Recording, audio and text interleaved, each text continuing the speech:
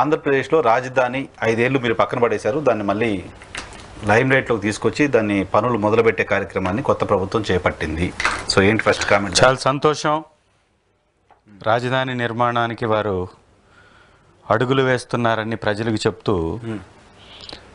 మళ్ళీ అదే పాత కంపెనీలకి పాత పద్ధతి, వారి దగ్గరగా సీఎస్గా పనిచేసినటువంటి వ్యక్తులే విమర్శించినటువంటి సేమ్ పద్ధతులనే మళ్ళీ ముందుకు తీసుకొచ్చేసి అదే సింగపూర్ కంపెనీలు కట్టుబెట్టేటటువంటి ప్రయత్నం చేస్తున్నారు. ప్రజలందరూ గుర్తుంచుకోవాలి, చంద్రబాబు నాయుడు గారు 2014 నుంచి 19 వరకు రాజధాని మీద చేసినటువంటి ప్రతి అంశం మీద ఆ రోజు ఉన్నటువంటి వారి దగ్గర పనిచేసిన నాయకులే వ్యతిరేకించారు. అదే విధానాలని మళ్ళీ ఇవాళ కూడా కంటిన్యూ చేస్తున్నారంటే మరొకసారి దోపిడీకి వారు ప్రయత్నం చేస్తున్నారనేది సుస్పష్టం. రెండవది, ఇవాళ అధికారులు వెళ్ళేసి ఆ ప్రాంతాన్ని సందర్శిస్తున్నటువంటి విధానాన్ని ఒకసారి కానీ చూస్తే పడవల్లో వెళ్ళేసి, చిన్నపాటి వర్షాలు కూడా మన దగ్గర పడలా, పడవల్లో వెళ్ళేసి వాటిని చూసి వస్తున్నారంటే, పరీక్షించి వస్తున్నారంటే ఆ ప్రాంతం ఎంత మునక ప్రాంతం, ఎంత ఆమోదం లేనటువంటి ప్రాంతం.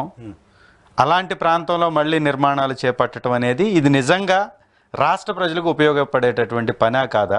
ఒకసారి ప్రభుత్వం కూడా చెప్పాలి. కానీ అద్భుతంగానే ఉందని పడవలో వెళ్ళి చూసి వచ్చిన అధికారులు కూడా చాలా బాగుందని చెప్పినట్టుగా మీడియా రిపోర్ట్ చేస్తుంది కదా. తానా అంటే తందాన అనేటటువంటి బ్యాచ్లు కదా ఇవన్నీ.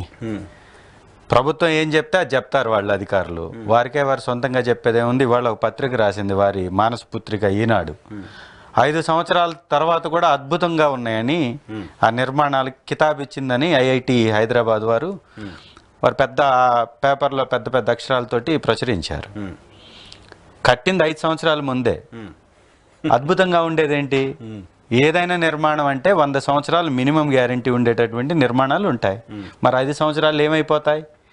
దానికి వీళ్ళు సందర్శించటము, మళ్ళీ దానికి కితాబ్ ఇవ్వడము, దాన్ని బాజా భజంత్రీలతోటి బ్యాండ్ మేళం బ్యాచి మోగించి ప్రచారం చేయడం, ఇవన్నీ ప్రజలకు ఉపయోగపడేది కాదు. సింపుల్గా ఒకసారి వైఎన్ఆర్ గారు మీరు గమనించినట్లయితే 2 నెలల కాలంలో రాష్ట్రం ఆర్థికంగా తిరోగమనంలోకి వెళ్ళిందని ఆర్థిక శాఖ వారు ఇచ్చినటువంటి డేటా చెప్తుంది.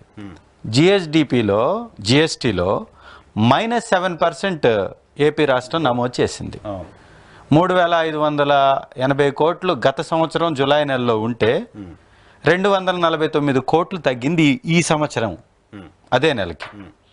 అంటే చంద్రబాబు నాయుడు గారి సంపద కదా సృష్టించేది, మరి ఇలా తిరోగమనం ఎందుకు వెళ్తుంది? సృష్టించకపోగా నష్టం జరుగుతుంది ఇక్కడ. జిఎస్డిపి దేనికి సూచి? ఈ రాష్ట్రంలో జరుగుతున్నటువంటి పారిశ్రామిక వృద్ధికి, ప్రజల యొక్క పర్చేజింగ్ కెపాసిటీకి సూచిగా ఉంటుంది జిఎస్టి. మరి అది క్షీణించిపోతుంది అంటే ఆర్థికంగా వెనకబడిపోతుంది రాష్ట్రం అని.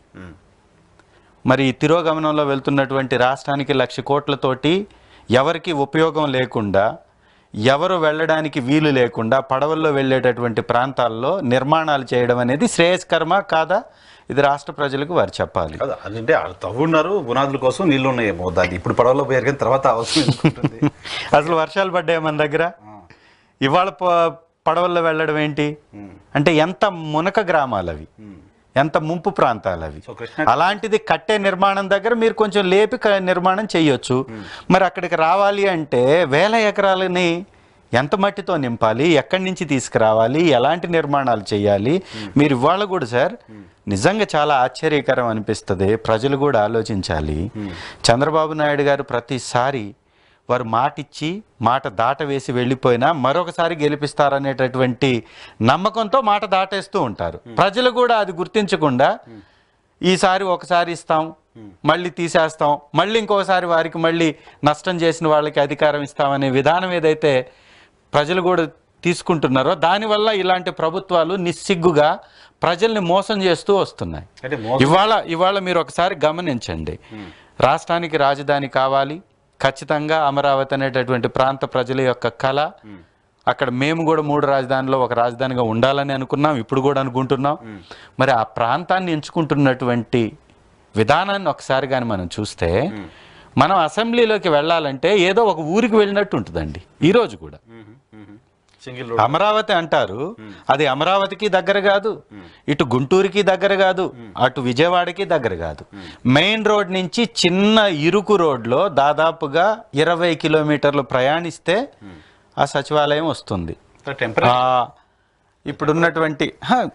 ఇప్పుడున్నటువంటి సచివాలయం కానీ అసెంబ్లీ కానీ ఉంటుంది అక్కడ. అది టెంపరవరీ అయినా కానీ నిర్మాణం చేయడానికి మీకు ఆ కొంచెం స్థలమే, కానీ దానికి అప్రోచ్ వెళ్ళడానికి ఎన్ని ఎకరాలు దాటుకొని వెళ్ళాలి, ఎంత దూరం ప్రయాణం చేయాలి, ఎంత డెవలప్మెంట్ జరగాలి. ఇంత చేసినటువంటి డెవలప్మెంట్ మనకు ఉపయోగకరంగా ఉండాలి. అది జరగట్లేదు అంటున్నాం. ప్రజలు కూడా ఆలోచించాలి. ఇవాళ వాళ్ళు తలపెడుతున్నటువంటి ఈ సింగపూర్ కన్సార్టియంతో మళ్ళీ చేస్తున్నారు, కంపెనీస్ తోటి భాగస్వామ్యంలో చేస్తున్నటువంటి ఈ ప్రాజెక్ట్ ఏదైతే ఉందో, దీని మీద సింగపూర్లోనే అవినీతి మరకలంటించుకున్నటువంటి మంత్రిని తొలగించేశారు. ఇది ఏపీతో సంబంధం ఉన్నటువంటి మంత్రి ఈశ్వరన్ గారు. ఏపీ ప్రాజెక్టుల్లో తను కూడా ఒక భాగస్వామిగా ఉన్నటువంటి వ్యక్తి. అలాంటి అవినీతి భాగోతాన్ని మళ్ళీ కంటిన్యూ చేయాలి అంటే ఈ రాష్ట్ర ప్రజల నెత్తిన శటకోపం పెట్టడం అనేది తప్ప ఇంకోటి కానే కాదు.